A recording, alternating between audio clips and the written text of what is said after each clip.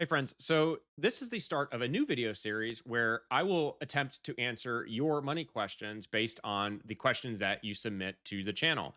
So last week I started up a new Google form thanks to a viewer recommendation to get people's questions and answer them on a video.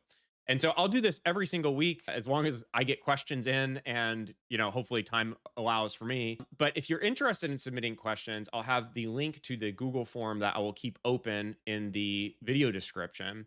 And then I'll just answer these based on my personal experience. One disclosure, so I am not your personal financial advisor, so please take all of these answers to questions as general educational advice, and if you are seeking, individualized investment advice, then I would recommend working with a financial advisor or, becoming a more DIY investor that educates yourself and empower yourself with money. And so with that, let's get into the 5 questions. What I love about these questions is that they really run the gamut of where people are with money. And in a video I'm going to release in a probably next week, that looks at the demographics of who watches Money Monk and my YouTube paycheck, which I'll share.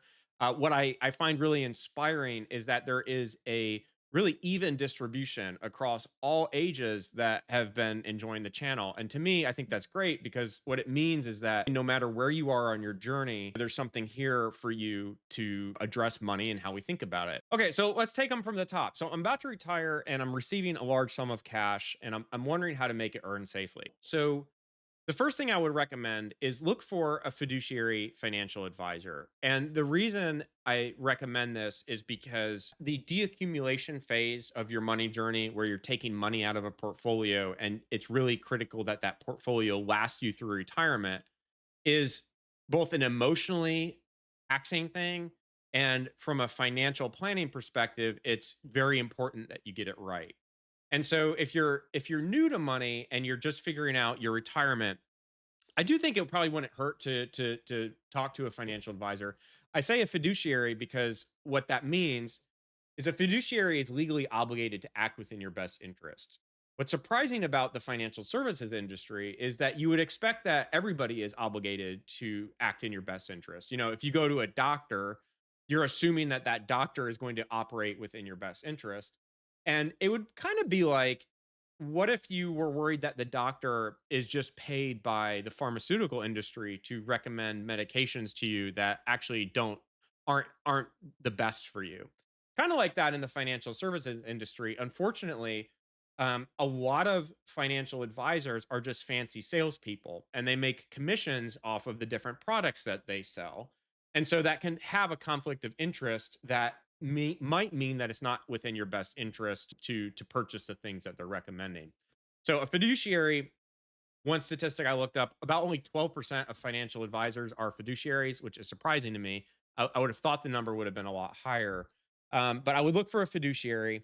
And it doesn't mean that if they're not a fiduciary, that they're not acting within your best interest. It just means that there is a possibility for a conflict of interest. And for me, I would rather know that that doesn't exist. The next thing I would look at is a fixed fee. So someone that might charge, say, like $3,000 or something to help provide a comprehensive plan versus providers that are going to charge an AUM fee, which is assets under management. And assets under management, what that means is that they're going to charge a fixed percentage of your investment portfolio every single year. And it might not seem like a lot. You might see, 1% or 2%.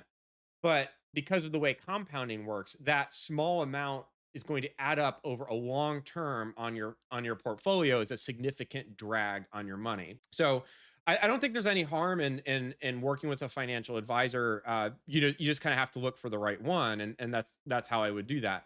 Now, if you are looking to self manage your retirement, there's a few things that I would call out. So the question around I have large sums of cash and what do I do with it? I would almost take a step back. So the way you want to think about a retirement portfolio is all of your assets all together, the universe of your money is going to serve you throughout retirement.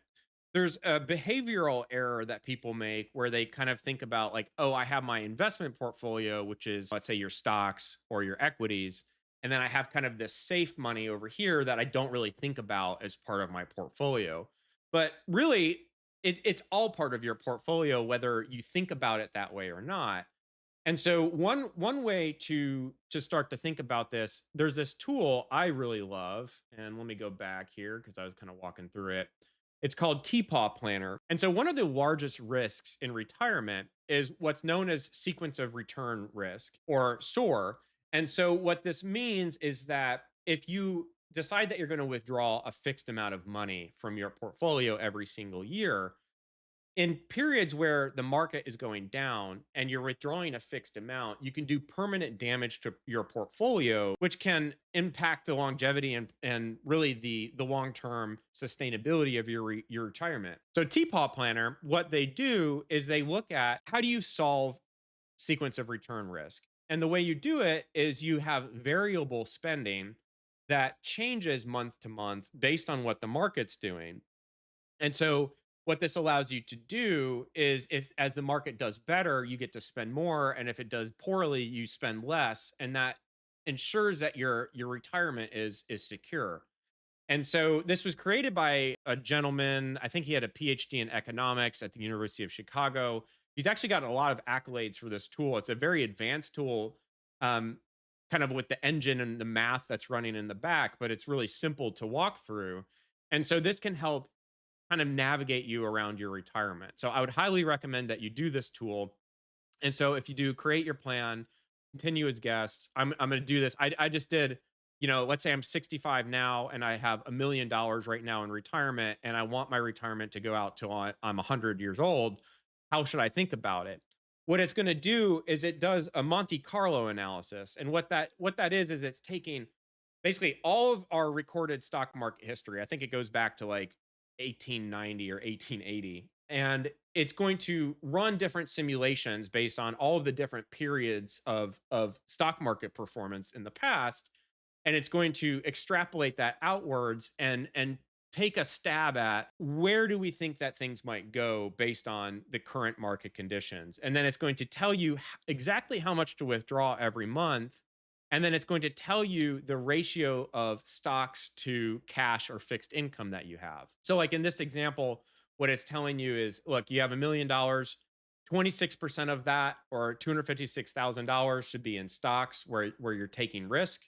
And then a lot of it's going to be in fixed income to secure your retirement. And that amount's going to vary, and then you can have a bunch of different things that you put in here to help simulate your retirement. So the question is well, what do I do with this 74% of bonds? Or more specific to the question that was asked, what would I think about when I think about cash in retirement? So one option is you look at what's known as a TIPS ladder. So TIPS are Treasury inflation protected securities, and the idea is that if there is unexpected inflation in the economy, that they protect you against that. And one of the retirees' biggest threats is that you have this fixed amount of money that you need to secure your retirement so you can have a nice standard of living. Well, what happens with inflation? That money gets to buy less and less and less. And so you can have a significant decrease in your standard of living. The idea with tips is that if inflation hits, the government actually pays you more money. So this is actually a really good site. Like as an example, on the front page, it's telling you if you buy a 30-year tips ladder, for the next 30 years, you can withdraw 4.6%, and it's going to give you a real yield of 2.3%. So this is actually a really good amount. And so if I go to generate a ladder, one thing you can do is like, how much income do I want? So let's say you wanted $40,000 of income every year and you want it to last 30 years. What this would tell you is that you could buy a 30-year tips ladder that provides $40,000 a year. You would buy it right now. It would cost you $869,000, but it would end up providing $1.2 million in total income over 30 years. So in this instance, like if you have a large sum of cash that you need it to provide you income over the long term, this can be a great way to do it. So a few other ways that people generally use cash or fixed income, I'll go through a few different ticker symbols. So BND is Vanguard's Total Bond Market Index Fund. SGov is a popular one, which I like, which is short-term treasuries. VFISX is also short-term treasuries. And then TIP is iShares TIPS Fund. So the thing to know about funds is that they are exposed to NAV risk. And what that means is that funds are buying a group of different bonds. So as an example, the tip fund is buying a variety of treasury inflated funds across a variety of durations. So they buy some that are a year or two out, they buy some that are 20 years out, and that all averages out to about a duration of 6 to 7 years. And what that means is that the price that the market will pay for them at any point in time can change. And so I just want to give you an example of like what happened in 2022 with bond. So traditionally, you would think about fixed income funds as being relatively risk free, or you might think about them as, maybe going up when your equities are going down. That's generally the idea, is that they're kind of a ballast to what's happening in the equity market. Well, what happened in 2022 is that because of the increasing interest rates, all of the existing bonds that had been bought within these funds became less valuable at that point in time. And so you kind of see these crashes. If I'll zoom in here a little bit. So, like for bond, you actually see the NAV price spike down. And sometimes it's helpful just to not look at this stuff, because what this means is that even though the NAV is going down, the new bonds that are coming in are going to provide a higher interest rate too. So you'll get a larger income payment. But it doesn't change the fact that when you look at your portfolio, you're seeing a real decrease in these funds. And if you needed to sell them at this point in time, you would have a real loss. So the question is, like, what do I do with my cash? I like SGov because it's going to get the rate that exists at the time. And this has been really good because what you've seen is interest rates have climbed. The new bonds that this fund is buying are also increasing in interest. The challenge with it is that if interest rates start falling, as the current administration is asking for, it means that you're going to get less money on these funds. And so that's what's known as reinvestment rate risk. Is you're not going to get the same interest rate that you're used to. And so that might be why like a tips fund is valuable to you, or a tips ladder, because you're securing the income that you need for a prolonged period of time. Apart from that, you could always buy treasury bills and do a T-bill ladder, which I have a video series out on right now. So that's fine.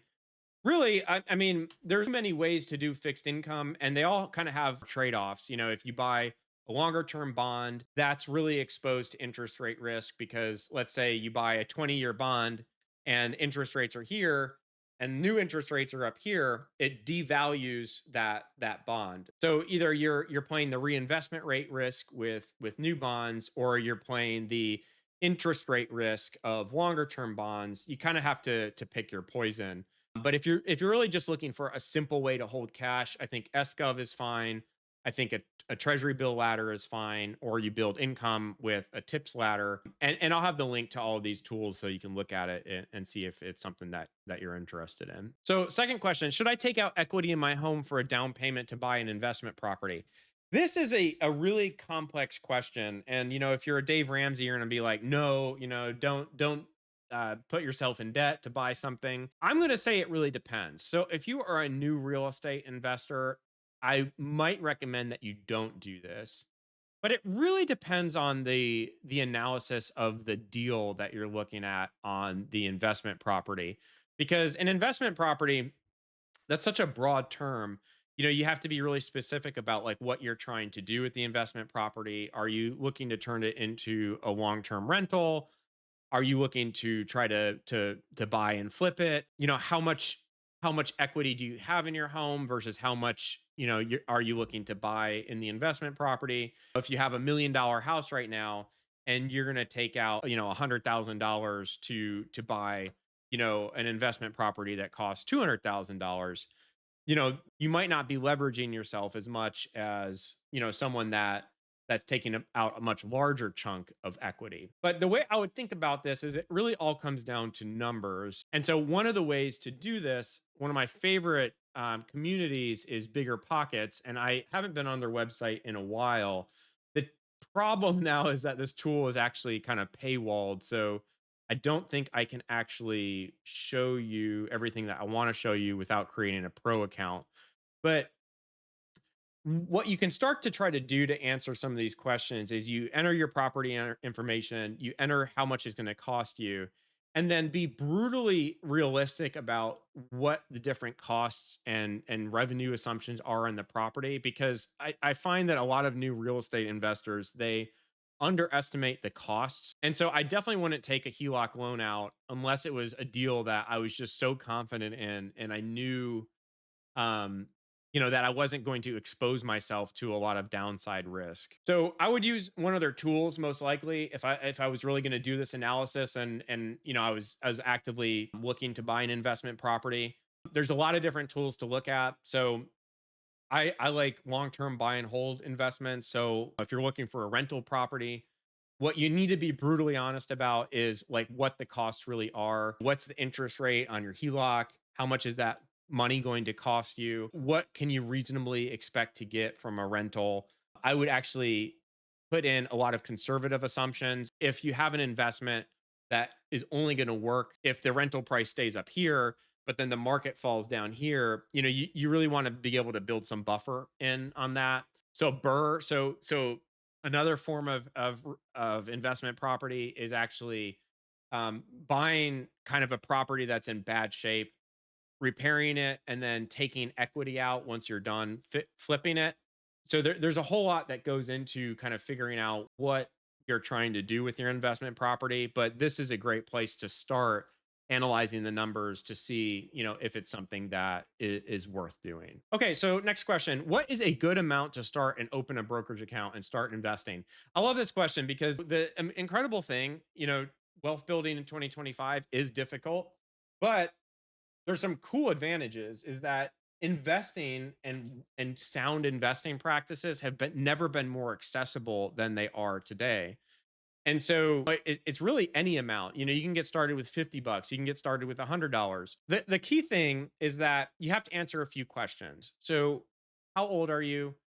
How long are you going to be building wealth? So if this is someone that's 20 years old and you want to figure out, hey, I want to stop working by the time I'm 45. You're giving yourself 25 years to build wealth. Or I'm okay working until a normal retirement time, so I'm going to work for 45 years. To start investing now, you can take more risk in the market because there's all this time, so that even if you start losing money, hopefully, and what we've seen in history is that the market always recovers over a 5, 10, or 15-year period. There's a few other things that you want to look at. So if you have high interest rate debt, you really want to prioritize paying that off before you spend a lot of time and money investing. However, my method for how I think about money is you really do want to learn the workout of investing. So even if, let's say, you have $300 a month and you put $200 towards debt payoff and $50 towards creating a safety net for yourself, it's still good, in my opinion, to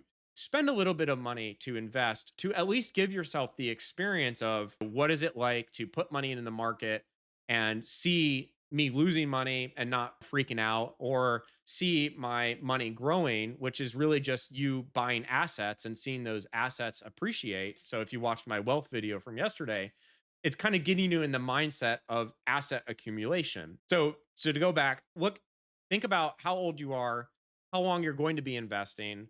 Think about how you spread your dollars between, debt payoff and creating a safety net for yourself. What you'll hear traditionally is a 6-month safety net, which is if I lost my job tomorrow, I have 6 months where I'm covered and I don't need to withdraw any money. Because one of the other risks is that if you start investing and you don't have a safety net, and let's say you lose your job and you have to start drawing on your investments unexpectedly, depending on what's going on in the market, you never want to be in a position where you're having to sell at a loss. And so that's what we're trying to avoid when we build a safety net while also learning how to invest. One tool that I like recommending for new investors is Vanguard's risk assessment. So I'll have that link in the video description. But if you hit start the quiz, what it's going to do is it's going to walk you through what Vanguard would recommend you invest in based on your investing experience, based on your appetite for risk, based on when you need the money, a whole variety of things. It's going to take an attempt at giving you some advice. But I would encourage you, take this assessment, see what it says, and then even if you just have a little bit of money, I would get started as soon as you can so you can have that investing experience. And so, what do you invest in? That's a much broader question, but it really depends on your appetite for risk. It depends on when you need the money.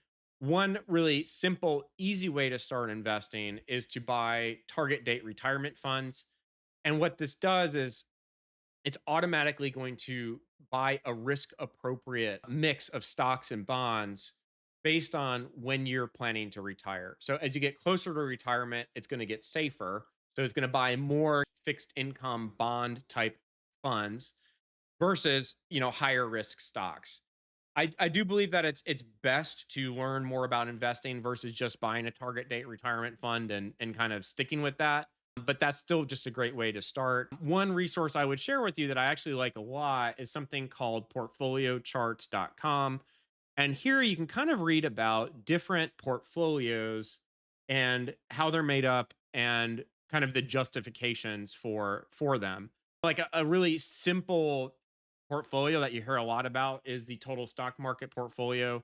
And basically what this is it's just buying the US stock market and just rolling with that, which has been very successful for people over a long period of time if you can handle the volatility and risk that comes with it. If you can stay consistent and you have a long time horizon, it can be a great thing to do. There's tons of other options. One thing I would say about investing is that the most important thing, in my opinion, is that you build conviction around what you're investing in. And conviction comes with really understanding what you're buying and you believe in kind of the thesis, I would say, for what that portfolio is, and you believe in it because the biggest challenge with investing is not really the math, it's the emotions. So if you see your portfolio start to spike down, then you kind of start wondering, well, oh, is it ever going to go up? What if it keeps going down? There's all of these emotions that you're going to get caught up with as you learn to invest, and it helps if you have conviction and you believe in what you're buying. That's one reason why I don't really get critical of really anyone's investment decisions because it is a very personal thing. And even if someone's making suboptimal decisions according to the math and kind of portfolio theory and a lot of the quote unquote science behind finance, if you make emotional errors, in my opinion, it doesn't really matter. If you really believe in what you're investing in and you're able to stay consistent with it over a long period of time, and you continue to invest by contributing on a frequent basis, your odds for success are high. This is just one way of looking at how different financial experts think about portfolios. So you can give that a read and then see if any of them appeal to you. Okay, next question. So I just want to talk about money market fund risk. This was kind of a question that popped up repeatedly in my Fidelity cash management account video. One, I mean, there's nothing wrong with going with an FDIC insured bank account at all. For me, I just like the money market fund because it allows me to stay extremely liquid while earning a rate that follows really what the treasury is paying, and it makes it easy to buy and sell equities or whatever I'm investing in. Now, as far as the fear of loss in a money market, so there's a few things to know. So Fidelity as a broker has SIPC insurance, which covers up to $500,000 if the broker was ever to, go out of business, which and I can't really imagine a situation where that would ever happen to Fidelity, but that's there anyways. The other thing that you want to look at is really what are the underlying investments inside a money market. So for me, I'm looking at SPACs, which is typically the default for most cash management accounts. And I would be more concerned about a money market that might have investments that buy corporate debt. And so that's where there might be credit risk where maybe a corporation defaults. But when I look at this, a chunk of it is from US Treasuries directly. And then a lot of it is also in what's called repo agreements. I'm not an expert in repo agreements, but that's basically between the US Treasury managing short-term liquidity between banks, Freddie and Fannie Mae, and different agencies. So unless we get to a point where the entire government is hitting a liquidity crisis and they're not able to fund their commitments, I don't see really a risk, at least for me. Again, I'll just speak for myself. Like SPACs as a fund has $500 billion inside of it. For me, the way I think about it is if there's ever a crisis to the point where the US Treasury is not able to support banks and the agencies that work at the federal level, it kind of goes into a black swan event that is much larger than what any of us in some ways can even prepare for when it comes to worrying about FDIC insurance versus a money market. I just honestly, I don't worry about it because if you ever get to a point where the U.S. government is failing on its debt and can't handle liquidity and can't print more money, which they can really print money forever. The problems that we're going to be facing are not money anymore, and it's worrying more about food and land and things that go beyond the scope of money. So for me, I don't worry about like SPACs. I think about it pretty much just like a bank account. No, it's not FDIC insured, but it is invested in, funds from the US government. And for me, that's good enough. So that's kind of the way I think about it. But there's no harm in using a bank and going with a FDIC insurance. Last question is, what would I do with $100,000? The challenge with large sums of money is that you have really two ways of investing them. So you have what's known as a lump sum investment, where I just take the $100,000 and I put it directly into investment, or I do what's called dollar cost averaging, where maybe I'm going to divide that $100,000 over 10 months and I'm going to invest $10,000 a month because I'm really kind of scared about what if I put the $100,000 in and I get a decline immediately. The bigger question on that front for me is if you are so scared of the risk of what you're investing in, then the what you're actually investing in is probably not the right thing. So studies have shown that just doing a lump sum investment 62% of the time is more advantageous or better performing than dollar cost averaging. So the math will tell you just do a lump sum. Now, I think that emotionally and behaviorally, if you are a new investor and you've never invested before and you put in $100,000 and then the next day the stock market crashes by 20% and you see, that you've lost quote unquote $20,000, the biggest threat to any investor is to sell at a loss like that. And you see that in declines in stock markets when the 2008 crisis happened. People that were invested, they freaked out and they sold at the bottom because they were scared that it would continue to crash. Well, what happens if you had held and continued to invest, it was honestly one of the best times to invest. And if you follow stock market performance from 2008 onwards to like 2011 and 2012, you would have been just fine. But what happens is people get scared and they don't have the right asset allocation for their risk, their personal risk makeup.